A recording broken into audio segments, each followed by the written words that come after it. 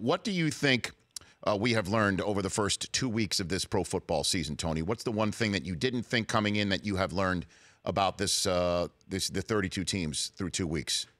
Well, the first thing I learned was that I don't think we take the preseason seriously enough, and I don't think we're going to really know until October 1st. You have teams that just didn't work hard enough in the preseason. We don't see exactly what they are, but I think we have learned that Jacksonville and the Rams are very good. So which team that we haven't learned who they really are do you think we will learn will actually be good? There are a few teams. The Patriots do this every year. They're going to fool around with their defense, experiment a little bit. They'll get better in November and December, and they're going to be there at the end. The New Orleans Saints have looked bad this first couple of weeks, but I think they're going to be there at the end. I think their defense will come around as well.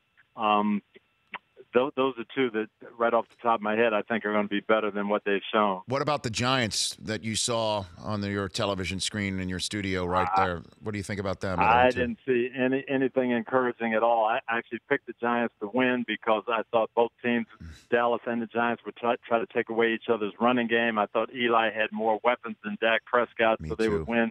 But they never had a chance with that offensive line. And that's hard, especially in this day and age, the way practice is. If you could still practice physically and get those guys working.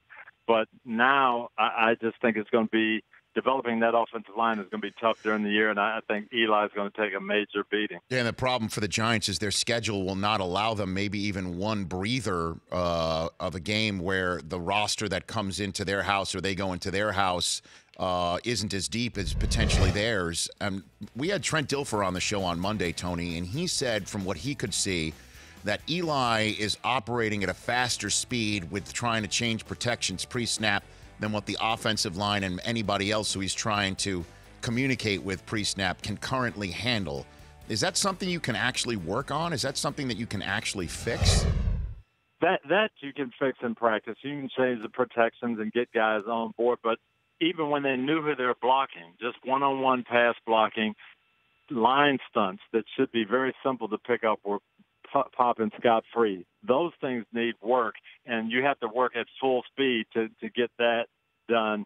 And I don't think the practice plans of the NFL teams allow that now. So it's going to be hard to fix that. The Rich Eisen Show, weekdays at noon Eastern on Audience.